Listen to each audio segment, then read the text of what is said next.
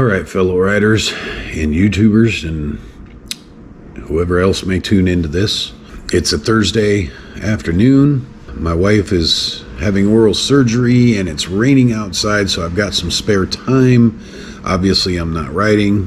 Thank goodness for the rain. We need it. Everybody thinks that here in the Pacific Northwest it rains all the time. Well, we've been getting less and less precipitation over the summers, and this summer was an incredibly dry one. So although I can't be out riding or doing things out in the yard, I figured it might take some time to throw one of these on there on the channel. I've always liked throwing my opinion out there, and this is a different thing, throwing my opinion into a tiny little camera and then throwing it out for the random world to see, and hopefully somebody likes it or gets something out of it. I'm used to talking to people face to face, but this is kind of a new one. But I figure if nobody's interrupting me, that I could just throw my opinion out there, and it's better. Let me qualify it by saying that this is not an expert opinion. This is not everybody's opinion. This is just what I think. And feel free to leave me a comment if you disagree or if you want to add or detract from anything. I'm open for conversation, even debates. So anyways, let me get to the meat of the matter. I've been watching quite a few other videos on this subject, and it's got me to thinking, as well as certain circumstances going on with our fledgling club and friendships that have developed over the years. The question is, what is a brother? Those 7 letters seem to spark controversy in the biker world. Some of you may know that if you approach somebody in an established club, especially with 1%ers, but a lot of times 99%ers, you can't just flippantly throw that word around. It gets you looked at kind of funny and maybe even worse. A new phrase that has come into my world, oddly enough, yes, this old dog can learn new phrases, is don't bro me if you don't know me. And quite honestly, the first time I heard that, I felt like it was almost a little bit rude. I'm kind of a friendly person. I like to be courteous to even strangers.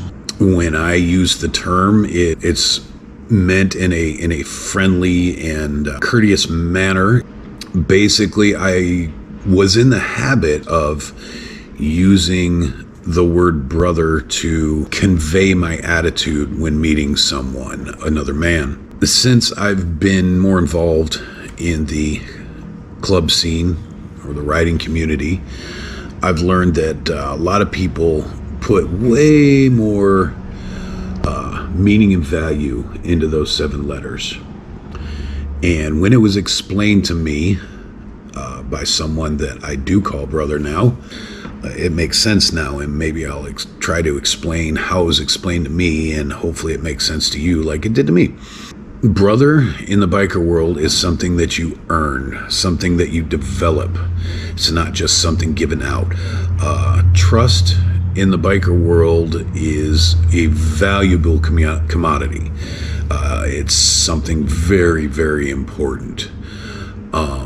For instance, there are 2 people on this planet that I will ride bar to bar with. One of them is my blood brother, and the other is my riding brother.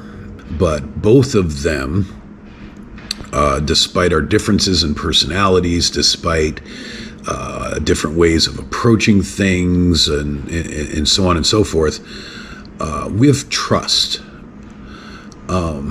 Those of you that ride, and those of you that ride in groups, know that normally most groups will ride in a staggered formation.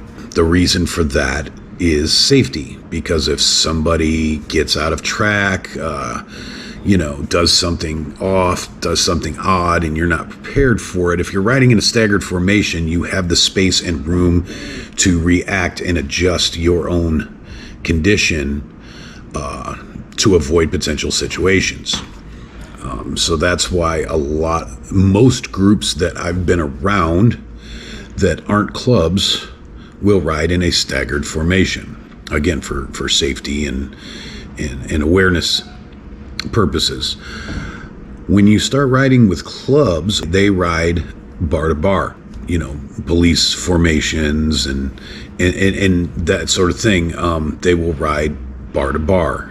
It takes an awful lot of trust in the person next to you to ride that close, to abandon your safety parameters because you have faith in the person next to you. My riding brother, he and I have discovered over the last couple of years that we ride extremely similar. I've made a joke that sometimes I know what he's going to do before he does it. We have very, very familiar riding patterns. He and I ride close enough to touch each other's bars or bags a lot of the time. That's an awful lot of trust. It's not easy putting your life in his hands as well as your own, and he's putting his life in your hands. Because when you're riding that close, if you do something stupid, you're more than likely taking both bikes down at the same time. When you count in a tight formation, you've got that for rows and rows. I ride towards the front, so for me, it's behind me. I trust in what they're doing. I have to. I trust that they pay attention. I trust that they're watching my taillights and keeping a safe distance. And I trust that if they're riding side by side, that whoever he's sharing a lane with is doing it properly as well. Because when you're in a tight formation, you're putting absolute faith in the bikes and the riders that are surrounding you. Again, in the biker world, trust and brotherhood are hand in hand. You don't have a brother you don't trust. If I don't trust you, I'm not going to call you a brother, and I don't expect you to call me such. And that's a huge thing. You could have a brother riding in your truck next to you, sitting in the passenger seat, and he just sits there and you do all the work, and he can flail around or change the radio station or fall asleep.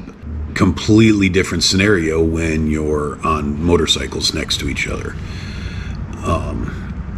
So yeah, trust and brotherhood, that's the likeness, the simile that I want to create out of this. That's my opinion, is when you call somebody your brother, that means you have faith in them, you have trust in them, and not just a ride. That it goes beyond that. That's the next thing that I want to get into, is you trust that person to have your back. You trust that person to have your best interest at heart in scenarios.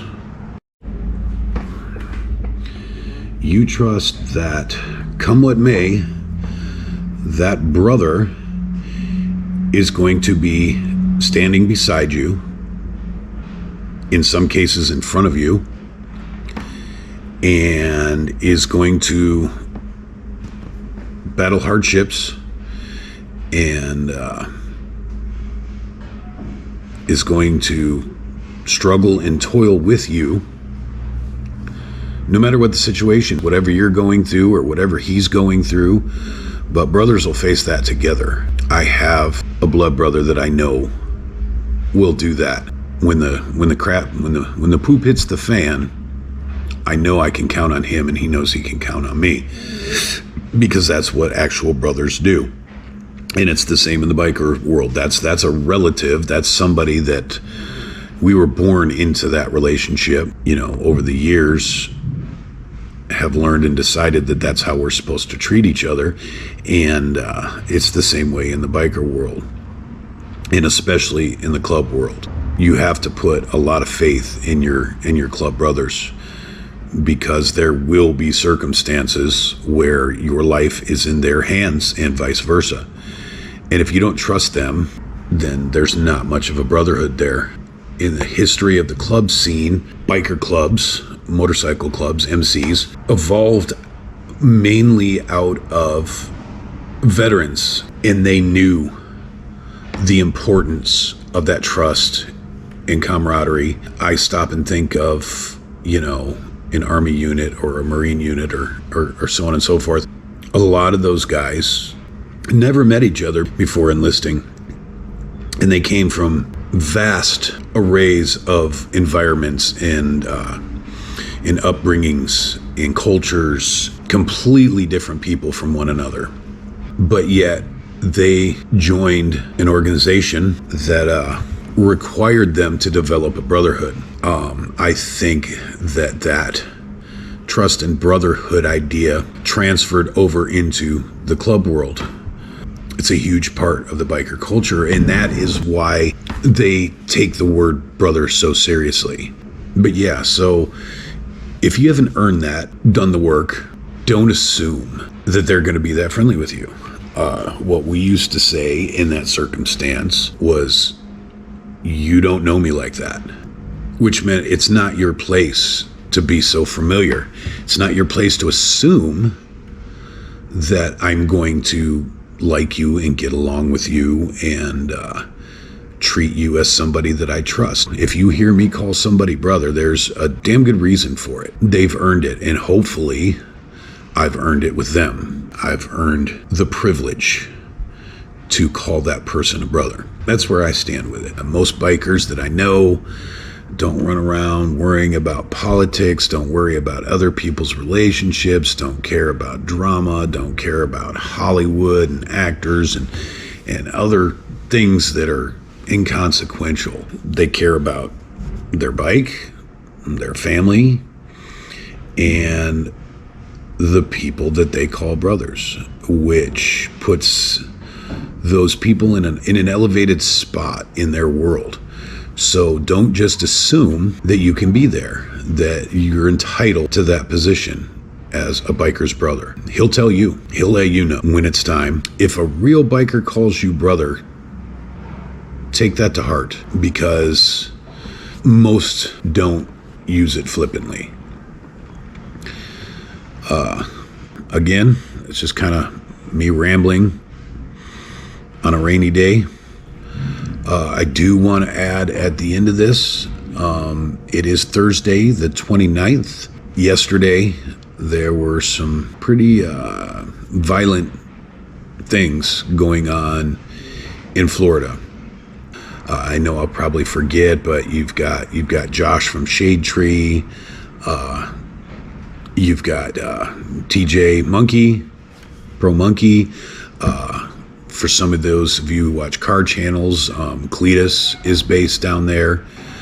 Luckily, Monkey's on the East Coast, so he didn't get it so bad. But Shade Tree's video, it was heading right towards him because he's not far out of Tampa. Cletus lost a giant shelter at his shop, and a couple of signs and light post or two maybe at the Freedom Factory. Now I'm sure there's probably even a couple more YouTubers that I don't even know that they live in Florida, so forgive me if I don't mention. Those are just the ones that are on the top of my mind because I've seen their videos. Thoughts go out to them, and I'm the praying type, so my prayers go out. Hopefully some of you may be too. I've seen Cletus, and I've seen, obviously, Monkey lives on the other side, so he put out a quick video telling everybody he was okay. What I haven't seen yet was Josh's video. He put out a video just before as the storm was hitting, and I haven't seen an update yet, but he said he was going to get on his ADV Sportster, which I think is one of the coolest things in the world out there, and go around and give us an update. Hopefully we'll see that today. But yeah, I guess there's some areas that don't get hit very often. I mean, you don't want to see anybody get hit, but the places that aren't prepared for it makes you feel a little worse for them. So anyways, thoughts and prayers go out to some of my favorite YouTubers and those that I don't know. But rough times for Florida, so keep them in your thoughts. And if you have any way to help, find some causes, donate it to. If you're not far, go down, maybe help with the rebuilding. America's good for that. I love the American spirit.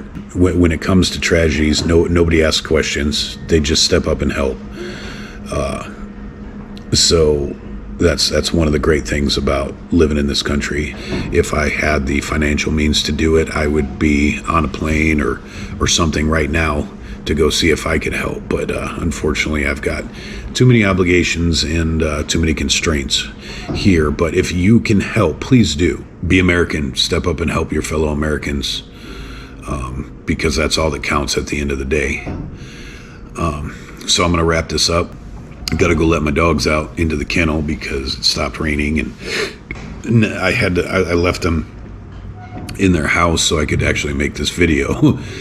Just so you know, I have a couple of large dogs that are guard dogs extra. They like to bark at everything and anything. Actually, the updated outro to my riding videos is actual audio from me pulling up to my house. That's my bike revving, and then you can hear my dogs barking at me pulling in the driveway. So I thought that was pretty neat to be able to include that at the end of my videos. But if you've watched this far, thank you so much. I appreciate it. I'm grateful for, last I checked, I was under 50 subscribers. I appreciate you supporting me and my humble little channel, my little venture here into the YouTube world. I'm late to the game. I can't reinvent the wheel. If it entertains you, if it informs you,